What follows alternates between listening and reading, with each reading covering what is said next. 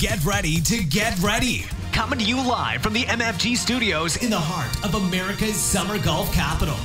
We help you play better golf. It's time to get your game on. and take it deep. This is the Mike Fay Golf Show. Here's your host, Mike Fay. Well, good evening, everyone from America's Summer Golf Capital. My name is Mike Fay. I'm the Director of Player Performance here at the Boyne Golf Academy here in northern Michigan.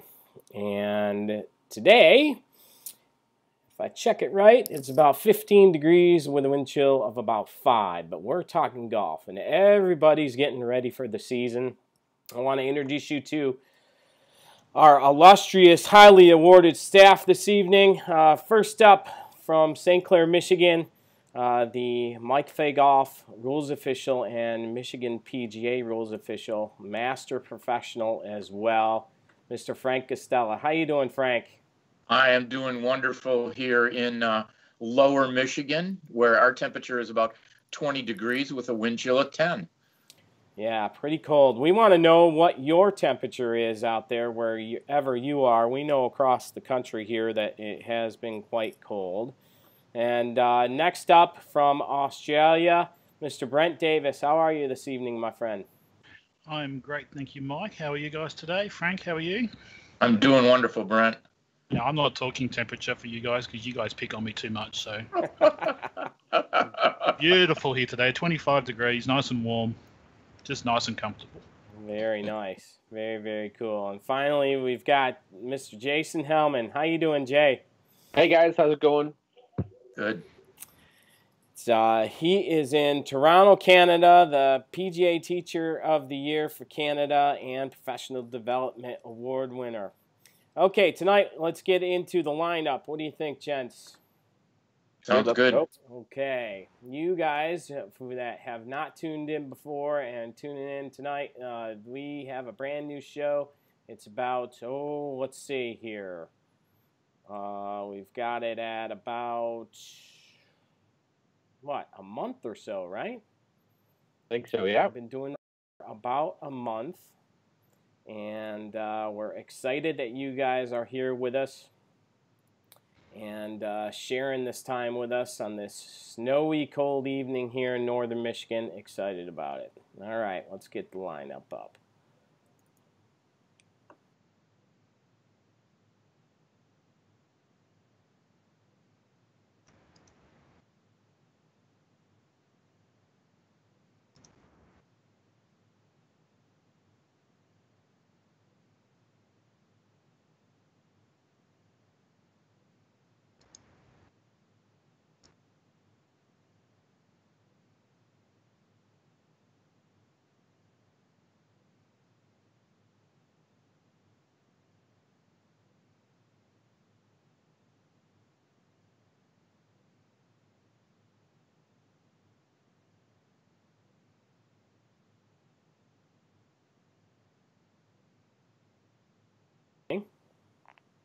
And we're also going to be having Hellmans Hot 5, which includes a lot of that. We've got, let's see, MFG University, Fix My Swing is going to be on as well. And we're going to talk about the strangest places you play golf with Mr. Brent Davis tonight. Let's see, what else, gents? Playing by the rules, those comments right? coming in. Yeah, get those comments coming in, guys. We got things rolling. First up, let's do Hellman's Hot 5. What do you think, Jay? You ready to go, bud? Ready to go, yeah. Okay.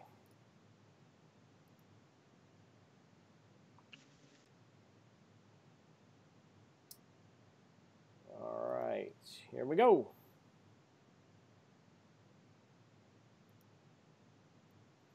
So, speaking of the Riv. Yeah, we're talking about the Riv today. Pros are humans too. It's sort of the theme of this Hot 5. Saw 2 4-putts on the back nine today at the Riv. Bubba and leader at the time, Justin Thomas, I think, 4-putted for double, and then 3-putted right after that as well.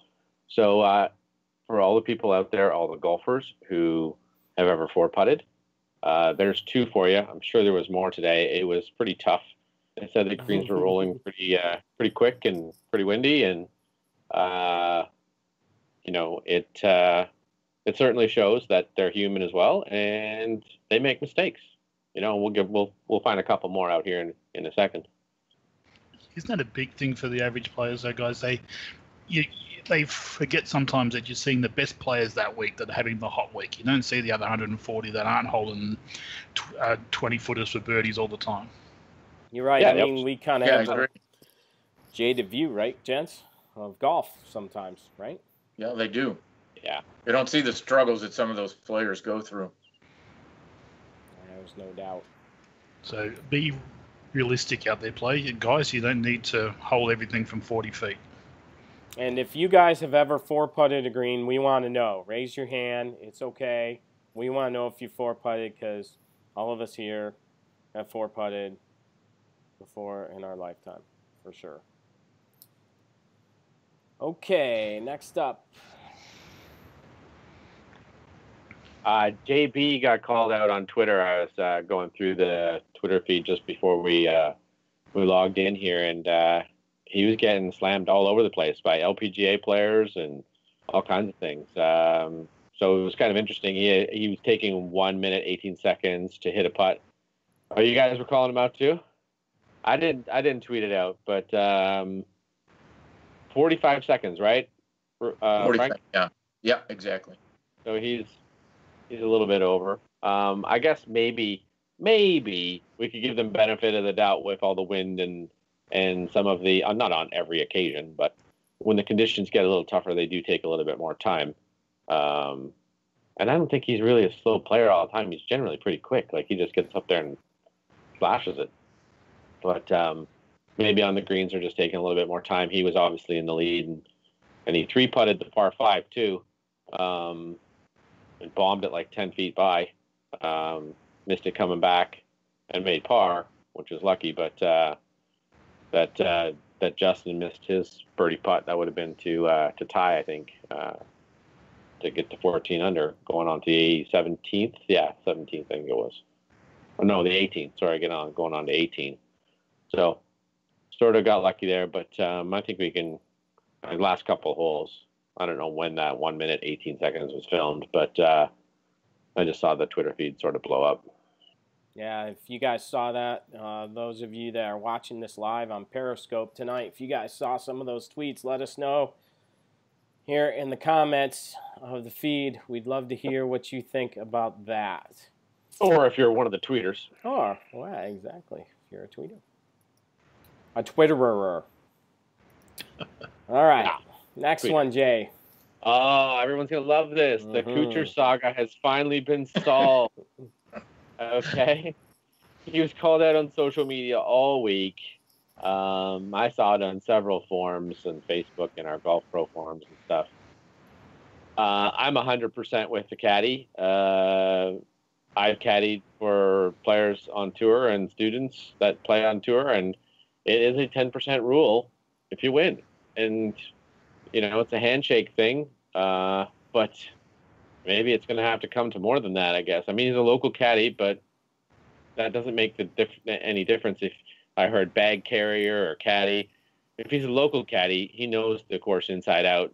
They're hugging and high-fiving on a whole bunch of occasions in pictures, so obviously there's been some help on some level. So he's agreed to pay $50K, and this caddy was only wanting the $50K so he can start a family business, a laundromat in Mexico. So good that he stepped up.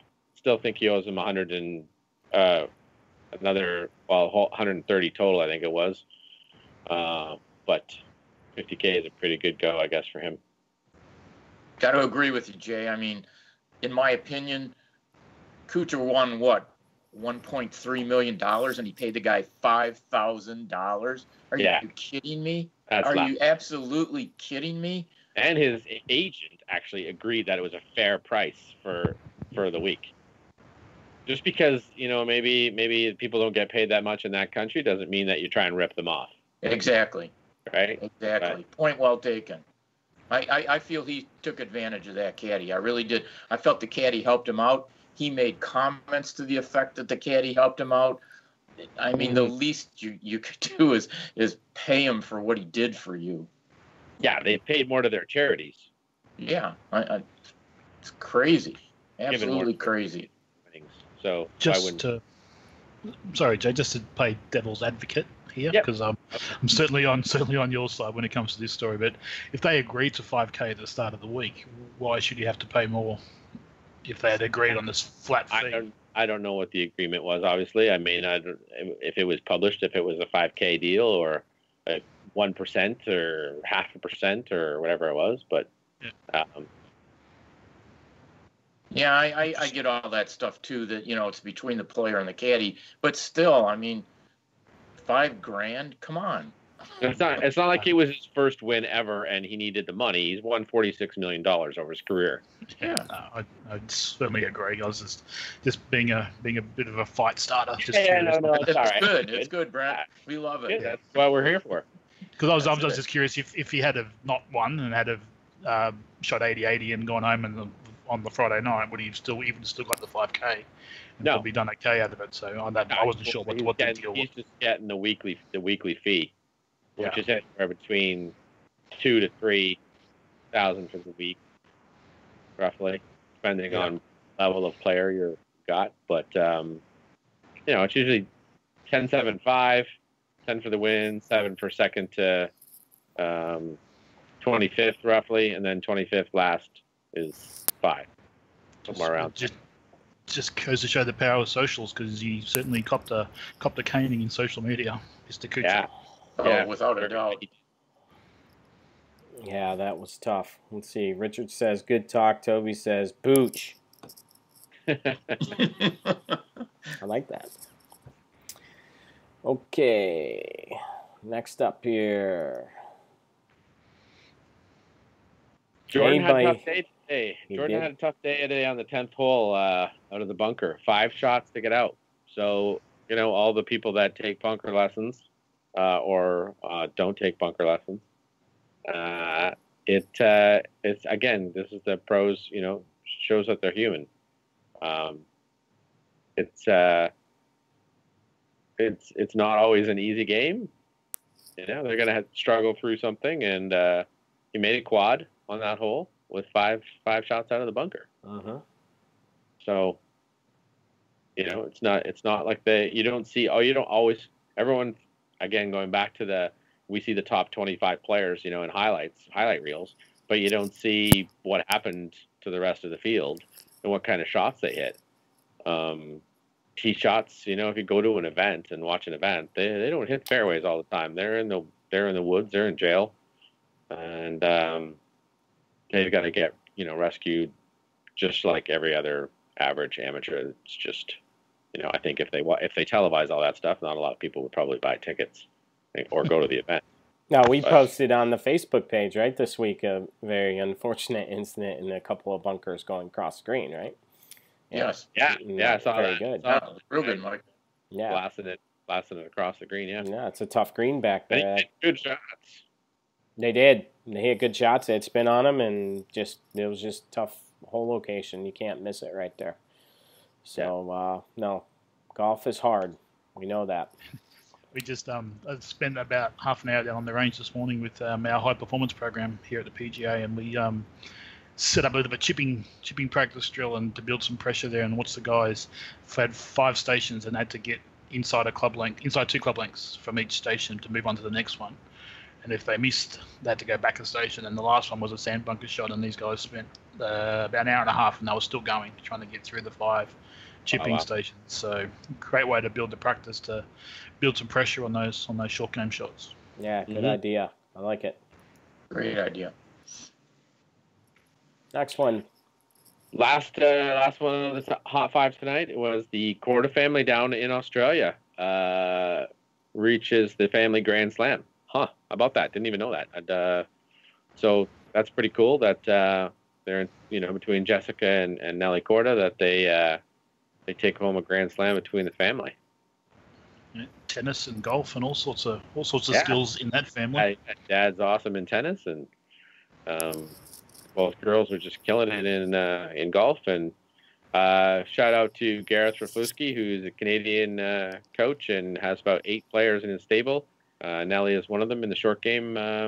Takes short game instruction and coaching from him. So saw he had a tweet out there, and I think he had 3 girls in one of the first groupings I was watching. He had Aria, Nelly, and I forget the third player that was in the group. Oh, Lydia Ko.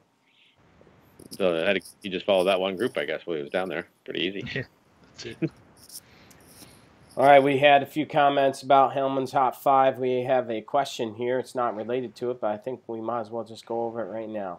FOSDGOLF on Twitter. What do you think about simulators versus range dome for practice? Now, Jay, why don't you go ahead and answer that? You just come to Australia and train all year round and have to go inside. I know, right? Hey, working on that. That's it.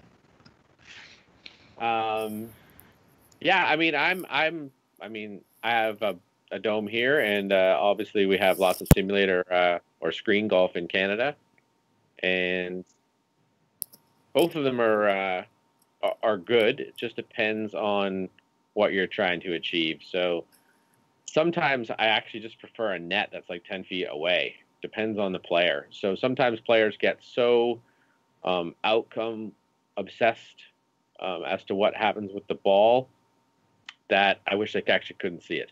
It'd be great. Because then they would actually focus on the movement or structure that I'm trying to get them to do. And if they could focus on that, then obviously they're going to make a certain level of improvement. So, and that's what we're trying to achieve, especially in off season. So you're not thinking, golf swing or trying to play golf swing when you get into the season and try and figure out your swing on the course. So I would rather have them work hard on, pattern drills and stuff like that in either the simulator or just hitting net from 10 feet away. Or if they are at the dome, try not to focus too much on the golf ball itself. Obviously, yeah, we can see it fly and it goes 100 yards or 80 yards or however far that dome is.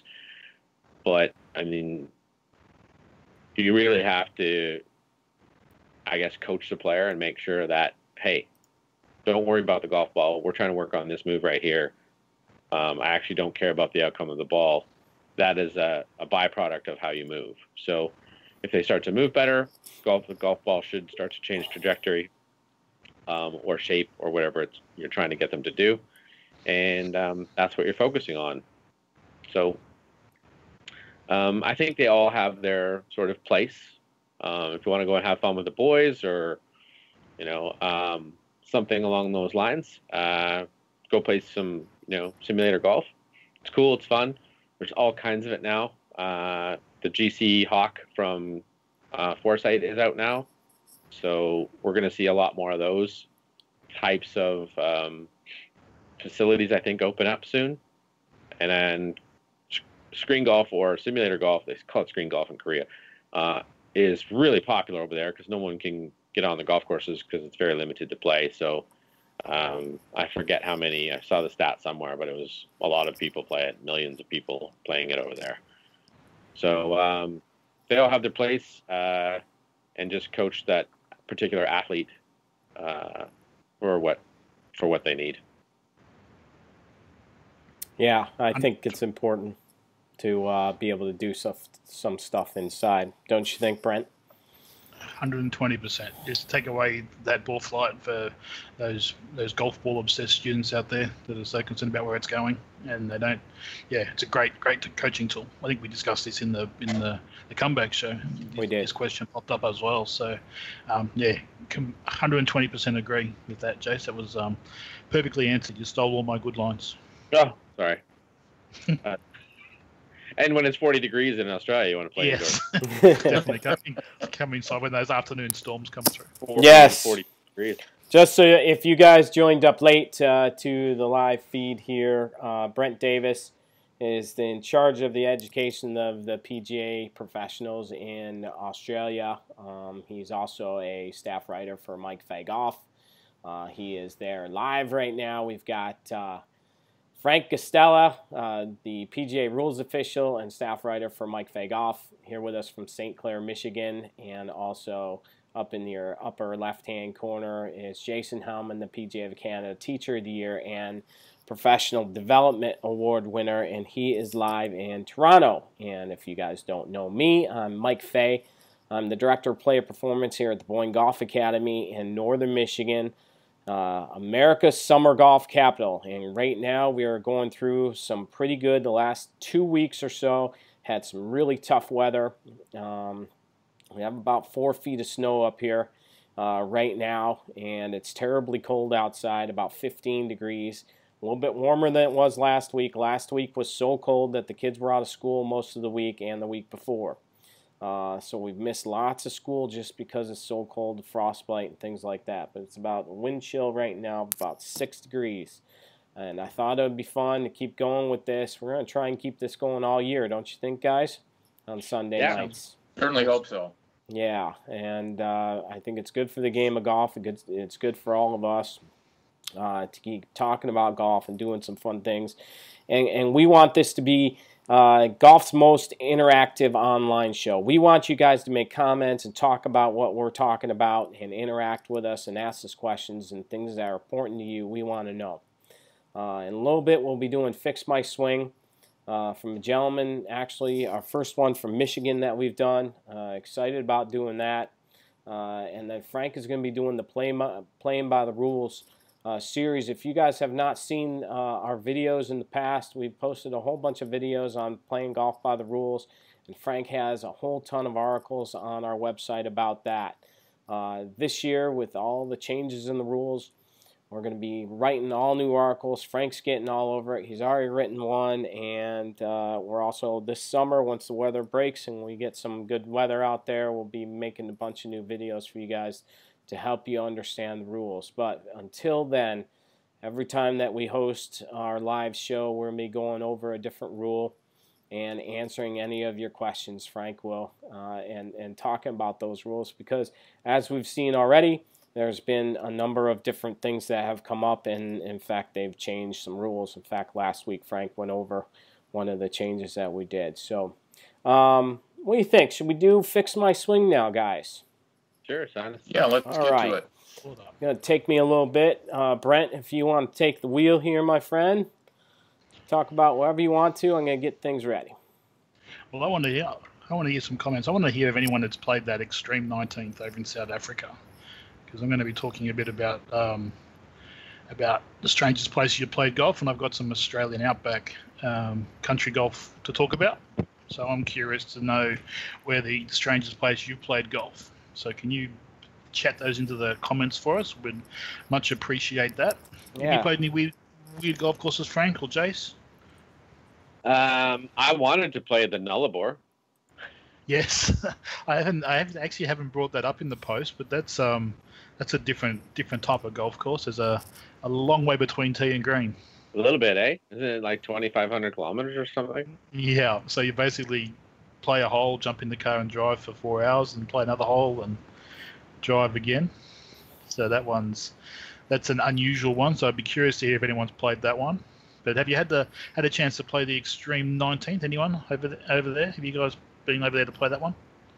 I've never been to South Africa. There was one in New Zealand too when I was there. I never. Someone told me to go and play the hole, but like $500 or $700 just to play the hole. Yeah, okay.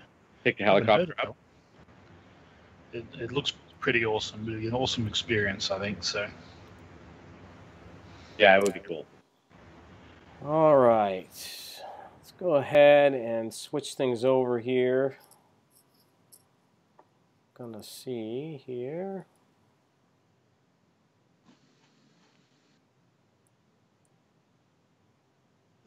Let's see if we can get our deal going. Does anybody know if this gentleman's tuning in tonight? We have not heard from him yet. I will read out a little bit. He was chatty on Twitter last week. He's not quiet if he's listening. Yeah, we heard a lot from him last week. Yes. What's going on with me? All right, let's see if everybody can see this here. There we go. Awesome. Got it up and going. Fix My Swing is powered by Coach Now. Very excited that they have partnered with us to help you play better golf. And this gentleman here, his name is Jeremy Gates.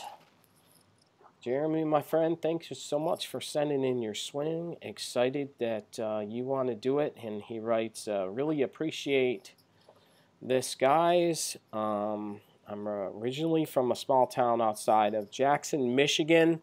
Lots of good golf around here. Hockey was my #1 sport growing up.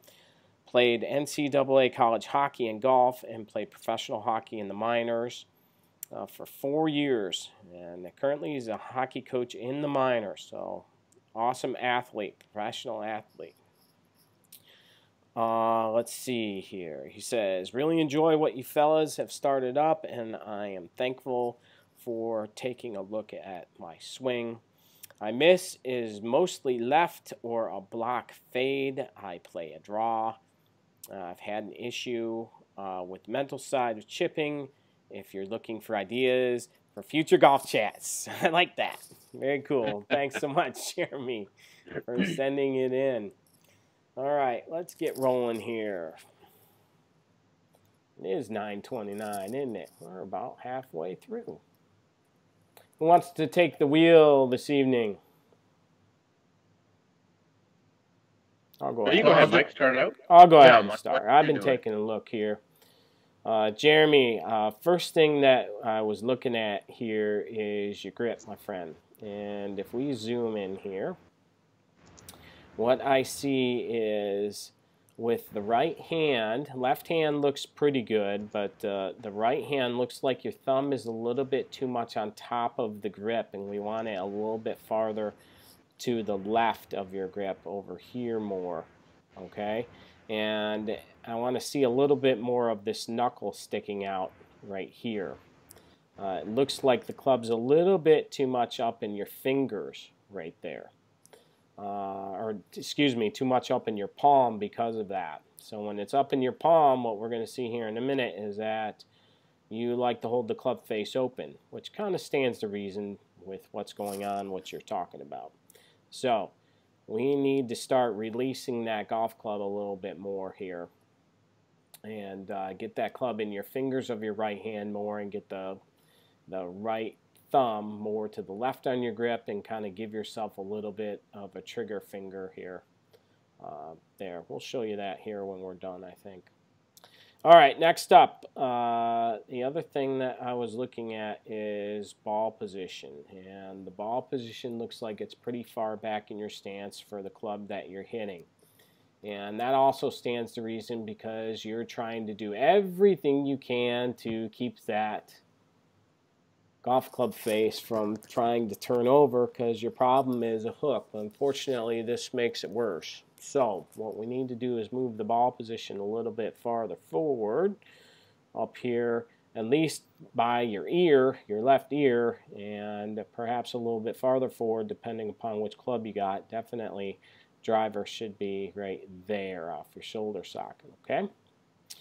So let's go through your swing here. We're going to put some lines up like we always do. This is kind of fun. Like this, and let's put one around your head, my friend. Any sign of Jeremy yet, Brent? No, I haven't seen any comments yet, so no comments? Mustn't be signed in yet. Okay.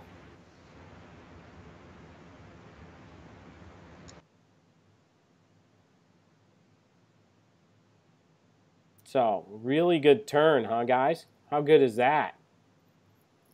Stays inside the barrel there. The head is pretty good from this position. And then we're going to see the head move forward a little bit, right? Out of the circle. So everything kind of moves forward. So the hips and the head move forward. And what we want to see is just the hips move forward at this point. And then he's got to back up. See how his head kind of stood up a little bit, and then he kind of backs up out of it, and then trying to hang on to it right there. So I think a lot of this is going to be fixed with ball position if we can get that ball position a little bit farther forward.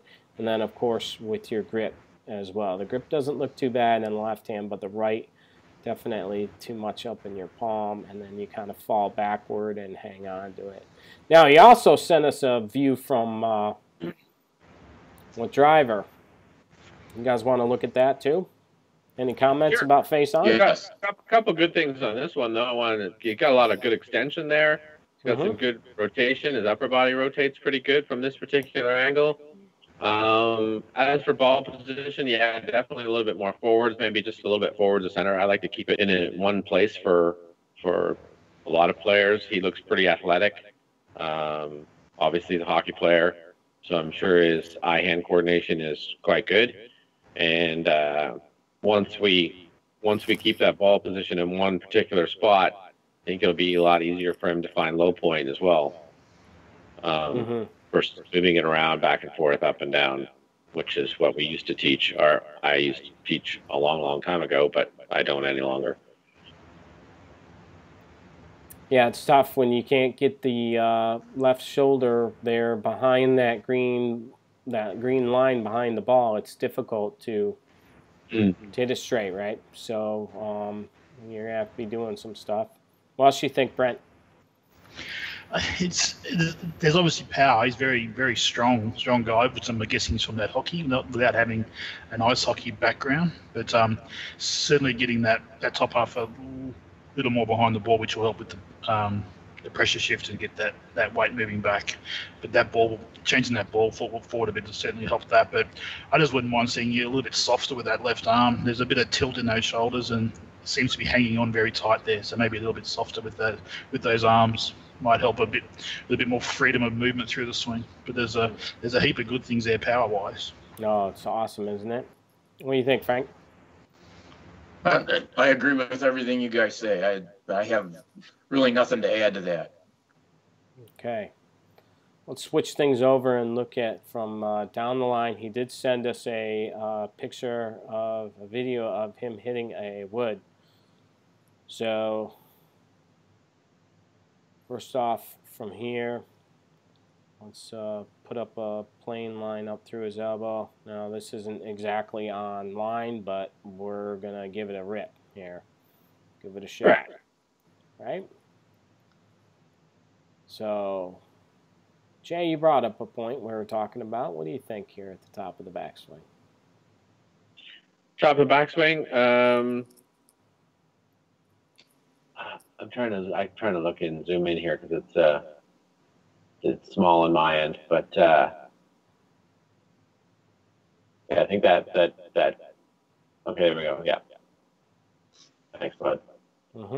Yeah, I like the left knee sort of kicking in, going a little bit forwards. Right leg's a little bit straight, a lot straight.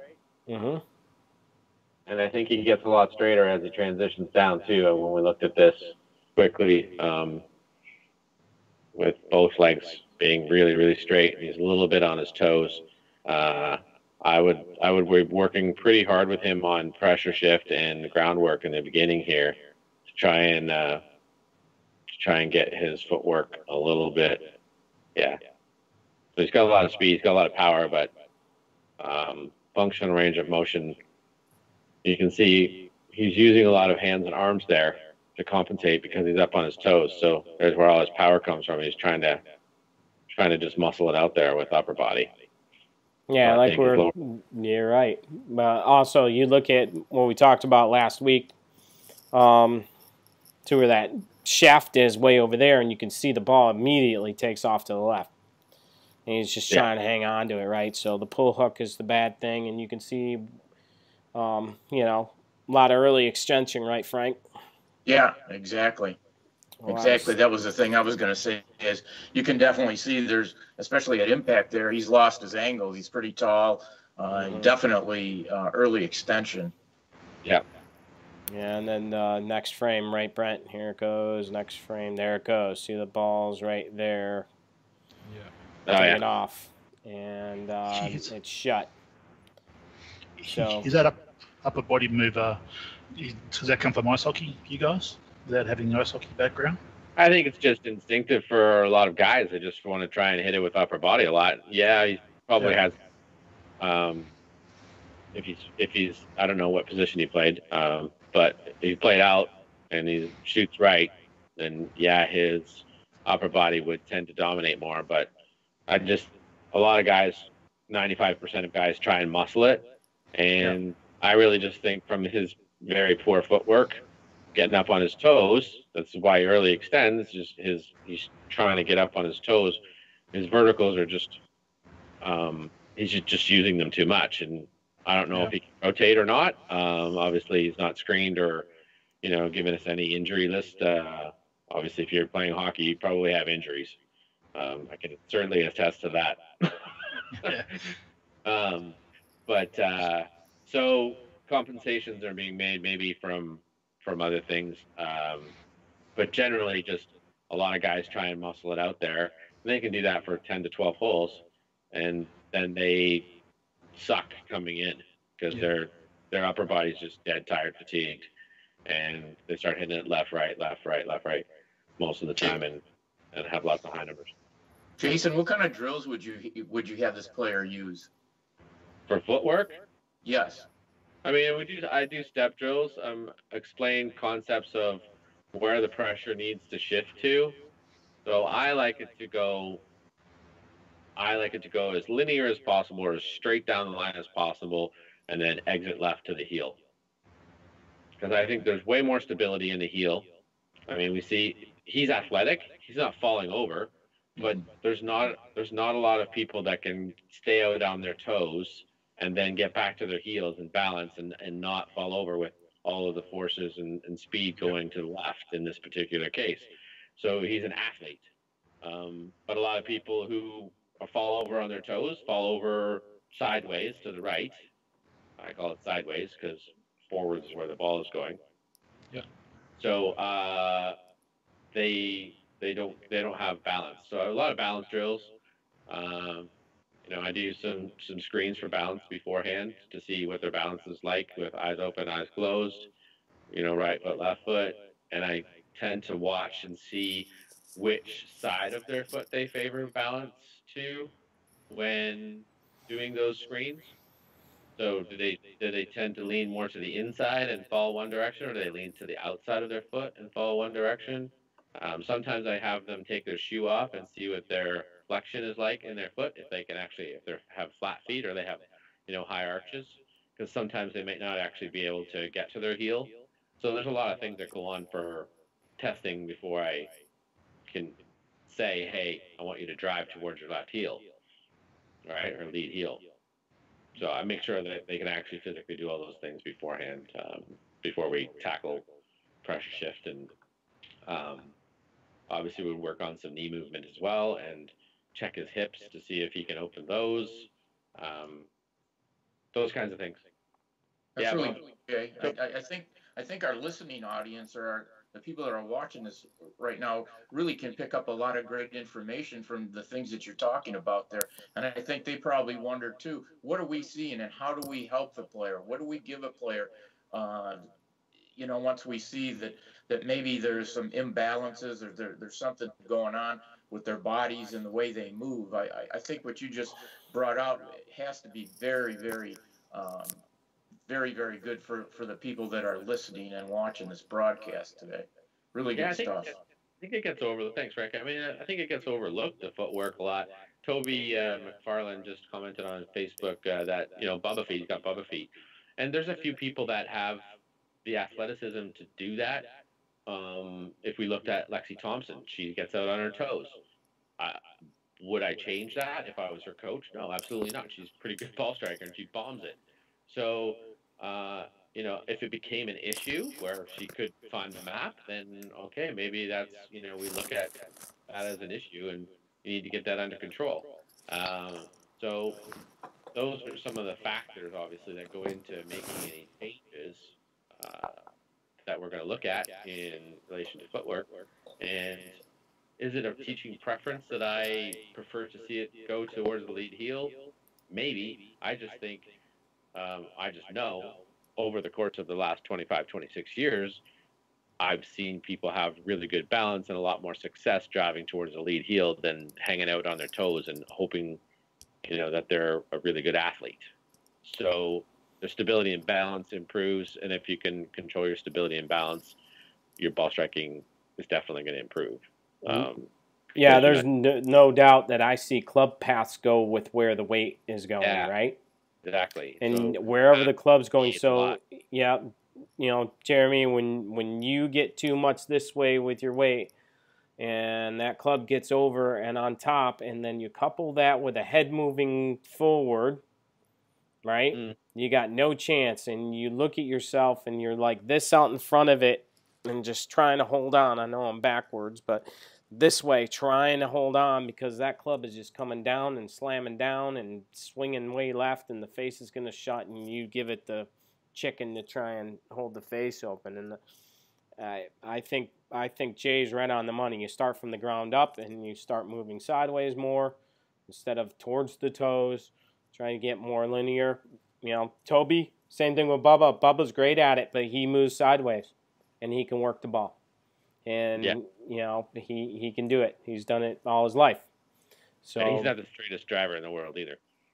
Yeah, he curves the ball more than any other player on the tour. And so, that being said, when we want to fix this for you, we need to get that golf club more underneath that green line. That way we can start to fix the club face and stuff. So, maybe some stuff, like Jay was saying, a lot of indoor work this winter while we're inside here, trying to get your weight to be more in the center, stepping on some pillows, maybe a Frisbee, things like that, to try and keep you more in balance, because it's tough to balance yourself on a Frisbee, or you can get a pillow or something like that, something that you can stand on, some Tuppermade or Rubbermaid or whatever you want to call it.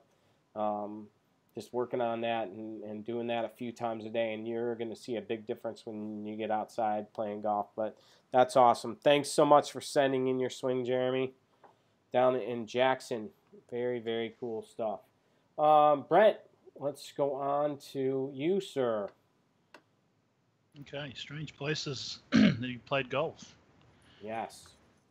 So there's a new blog post up on Mike Fay Golf at the moment, and when I was home for Christmas, I did a bit of traveling. Although I grew up in the country, and there was 3 or 4 golf courses in my hometown, and I think it's a unique thing to Australia is even little small country towns of only a couple of hundred people will have a golf course as part of the sporting facilities of the town. But obviously, they can't have a whole lot of ground staff or a whole lot of cash or golfers out there, so they use sand greens as their green of choice. So, have any of you guys had the chance to play a sand green course? I never have. I took a picture of one. Yeah, so it's a different type of golf. You can't land the ball on the green on the full unless you feel like having a 30-yard chip shot coming back, because it tends to bounce as high as the flag and keep going. So there's a whole heap of chip and run golf shots.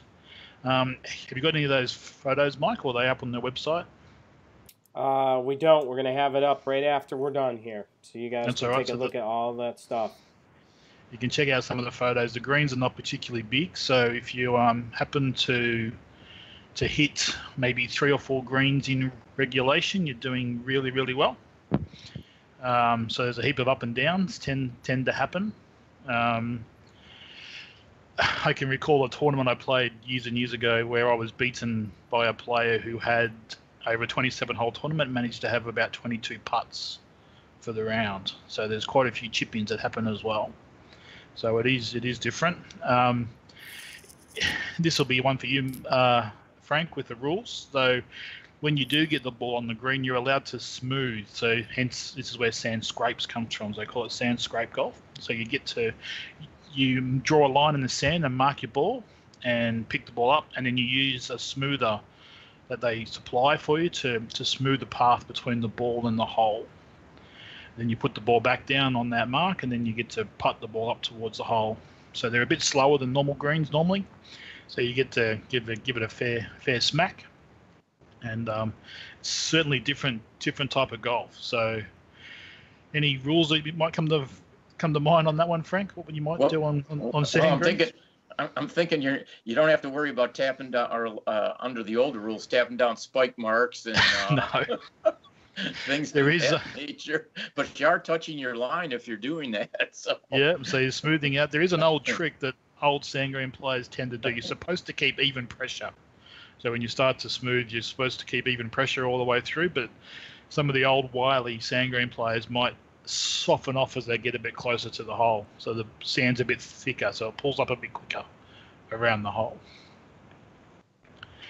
But yeah, so that's basically how it works. So you see lots of single putts. You're allowed to move the ball out of the groove that comes when you putt. So if you putt up and the ball finishes in the groove, you can smooth again. You can go both ways, so you can smooth up to the hole and then turn around and come back again.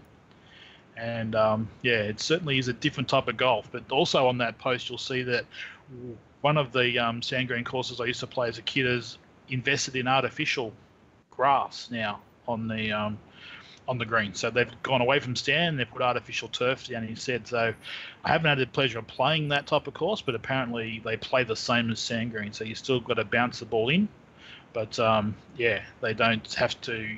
You don't have to smooth your path to the hole anymore. So, any comments on those guys? Any thoughts on sand green golf? I think it's definitely pretty cool.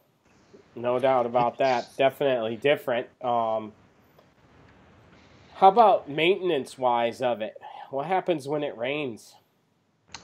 That actually, they're harder to smooth when you're playing, and they actually play harder and faster. So you've got to land the ball shorter, and they putt quicker when it rains, as a general rule. Doesn't rain much in Australia, does it? Nah, it doesn't. It's always blue sky down here. It's always sun. 30. Yeah, always perfect weather in Australia. So we're all so jealous of Brent right now because he's got some sunshine. Look at that tan face. So yeah, I was actually out. I was out at the cricket grand finals yesterday and saw my team lose, but I was out in the sunshine enjoying it. That's awesome. So Brent, do they actually cut a cup into those type of greens, into sand greens, or? Yeah, so essentially with some of the smaller country courses, they have one pin position, and it's in the center of the green, and it doesn't move. Oh, really? The greens are probably 10 by 10 paces. They're not particularly big, depending where you go, though. So some of the bigger courses, I played the Australian Sand Green Championships years ago as an amateur, and their course had watered fairways, but 3 different pin positions on each green, so they could move it around. So they had larger greens, but a normal country course, so to speak, will only have the one pin placement right in the center. And yeah, that's how it works. And you'll see by the photos that there's no watering. So it's golf in Australia and those courses tends to be a sport that's played in the winter. They don't play in the summer. I took those photos in the summertime, so you'll see how dry the fairways are. So they don't have that inbuilt system, so they rely on a bit of rain to green the fairways up so you can play. Which one was that? We stopped at the Walwa one. It's kind of in the middle of nowhere. Is that the one you're talking about? I didn't go there. I went to Gindra, which is just near Albury, little town. Yeah. And that's the one that's transferred to synthetic. And I drove out to Rand Golf Club, which is one that I can recall a state team coming out there to play as a junior when I was a junior, and all they had was balata balls in their golf bags. Oh, wow. And you don't want to use those on sand greens because you hit one on the green and you end up with the ball in half. So they used the range balls because they didn't have anything else to use. But any comments come through on Facebook about strange places you played golf? Yeah, anybody out there? How about on Periscope? I see that we've got some people watching on Periscope and on YouTube. We've got this live going on. For those of you guys that have joined us, we're going to be going on for a few more minutes. This is golf's most interactive online show. My name is Mike Fay. I'm the Director of Player Performance here at the Bowling Golf Academy in Northern Michigan. Here with, down in the bottom left-hand corner, you'll see Frank Guastella. Frank is a PGA rules official for Michigan here and a PGA master professional and staff writer for Mike Fay Golf. And also Brent Davis, who is in charge of education for the PGA of Australia. And he's also writes for the site. And in the bottom right-hand corner, you'll see Jason Helman. He is in Toronto, Director of Instruction there, and the PGA of Canada Teacher of the Year and Professional Development Award winner. We are so glad that you guys joined us tonight. It's going to be fun. We're going to keep things rolling along. We've already had Fix My Swing. And by the way, if you guys want some help with your golf game, you can go to MikeFayGolf.com/FixMySwing. You can search for it. It's on the home page, and it's also on the show page on there. If you guys would like to enter for your swing to be analyzed, just like Jeremy's was tonight, it's been a pretty cool program that we've been running. We go through and try and give you guys some help that you need. Okay, Frank, are you ready, my friend? Oh, I'm ready. You bet. All right. So tonight we're going to talk a little bit about the term penalty area, because if you go into the rules of golf now, you're not going to see the word hazard anymore. What were considered hazards are now considered yellow penalty areas or red penalty areas. And primarily what those are would have been the old lateral water hazard and regular water hazard. And when you look at the definition of a penalty area in the rule book now, that's basically what the description is. But there's also something that they've added now. And that thing that they've added is a committee can mark any other part of the course that they feel is an area that could serve as a penalty area. In other words, if there's some deserts or jungles or lava rock, or as we saw in the waste management tournament a couple of weeks ago, they marked an area that had a waste bunker area. One of the things you saw players do when they were in that area, and that you can now do when you're in a penalty area, is you can move loose impediments, which you couldn't do in the past. You can take practice swings that touch the ground, or if you're in a water penalty area, you can touch the water now, and you can actually ground your club if you go into play in these areas. So those are some things that I think our audience should be aware of now, and they've changed quite a bit since the last, or since the rules have been changed. The other thing I'd just like to talk about tonight is, I don't know if anybody out there has read some of the comments that Adam Scott made to the New York Times this week with regards to the rules. But one of the things he says is he feels that the golf rules are now becoming the laughing stock. And one of the things that he talked about was he really feels it's very awkward the way they want you to drop now from just above your knee. And he said he refuses to take a drop now without first consulting with his caddy to make sure that, you know, he's got the ball in the proper position for the drop. And in his opinion, and I'm going to read you a quote, he said, they've just written more gray areas into the game than are necessary. And the other thing that he tends to disagree with is the fact that now you can leave the flag stick in on the green when you're putting. Again, I just want to read a quote. He said, to be honest, it almost changes the whole aim of the game. It's to hit the pin, not hold the putt. It takes the speed out of your head so much. It even takes some of the reading of the green out of the game now. And granted, those are just his opinions. What I'm wondering from our audience and from you guys is, what do you think of the changes that they've made to the rules? You in favor of them? You like them? You don't like them? Or, you know, I'm wondering too, with our viewing audience, what do they feel about it? What have they seen on TV that they're questioning, or they just don't know enough about right now? So I'm just going to throw that out there, and hopefully we'll get some comments. Adam Scott might want to keep his mouth shut. He's been playing really good the last couple of weeks. Yeah, he has. He sucked today. Oh, did he today? I saw he was a heap over par. Yeah, he Oh, shot yeah. I didn't what? see what he. But it's Trombones back. today, didn't he? Didn't he do trombones today? Wasn't good, but that's always been his weak point. But he's been putting really well, so maybe he needs to keep his mouth shut about the new rules on putting. Got a question there, Mike. We folks that changed the rules played on tour. Not really. I mean, no, they haven't. The rules that the Royal and Ancient and the USGA put into play apply to really all, amateur tours, PGA Tour, LPGA Tour, the European Tour. I mean, they're the rules of golf. I don't think we've played. Well, we haven't even used the new rules. Mike and I played one round in Florida. We putted with the pin in all day. It was kind of hard, actually, because you kind of want to just go up and pull it out, put it off to the side, right? It was kind of irritating. He kept yelling at me, making sure I didn't do it again. Which was funny. He goes, leave it in there. I'm like, okay. Actually, I found it easier to putt. I don't know. Looked like I could line it up there. I think it's easier to aim. There's definitely a depth perspective to it. So that's one thing I noticed when we did play that one round. But when you have dim sim fingers like me, I can't get the bloody ball out of the hole with the flag in.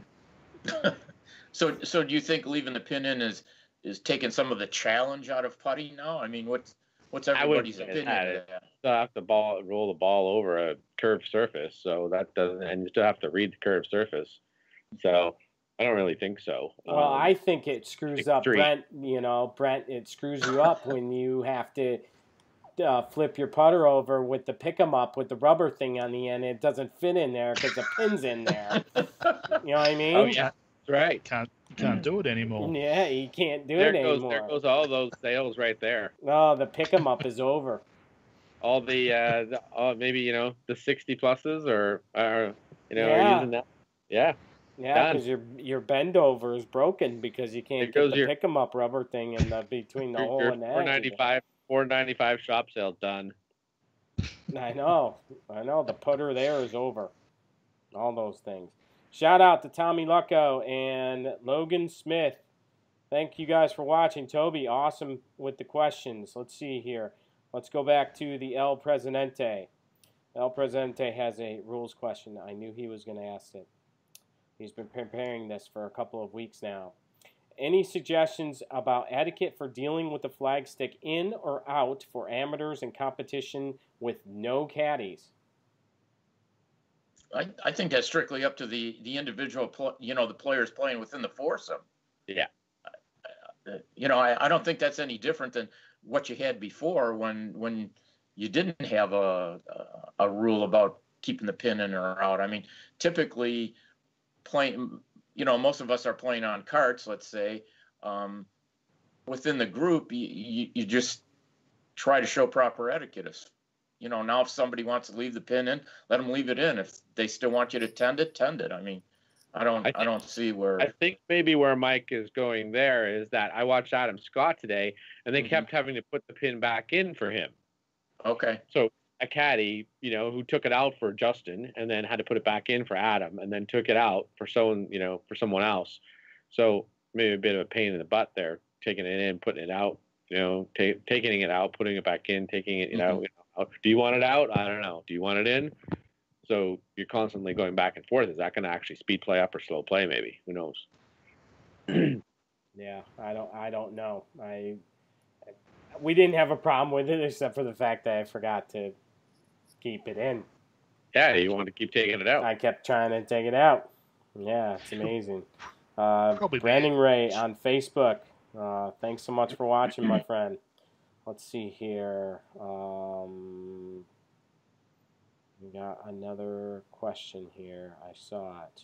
Actually, it was a comment. Toby made a comment here. Just thinking the player should be represented when it comes to changing a rule.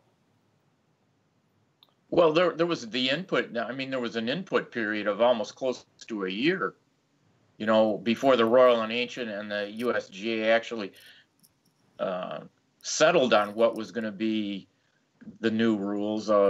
Everything was sent to the PGA of America. It was sent to the PGA Tour. There was a comment. There was a long comment period there. So that information was out there. Whether people paid attention to it or not, I really don't know. Right. But it was there for them. I mean, people had an opportunity to voice their opinion.